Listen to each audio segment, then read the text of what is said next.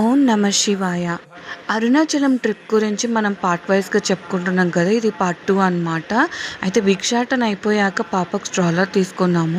పిల్లలకు ఖచ్చితంగా స్ట్రాలర్ ఉండాల్సిందే. ఇది వచ్చేసి అడ్వాన్స్ 100 పే చేసి ప్రదక్షిణాలు అయిపోయాక మనం ఇస్తే 500 తీసుకొని మన అడ్వాన్స్ మనకి ఇచ్చేస్తారనమాట. మేము ప్రదక్షిణలు స్టార్ట్ చేయంగానే మాకు టోపియమ్మ కనిపించింది. యాక్చువల్గా మొత్తం ప్రదక్షిణానికి 14 కిలోమీటర్స్ ఉంటుందండి. మనకు 8 లింగాలు ఉంటాయి అన్నమాట.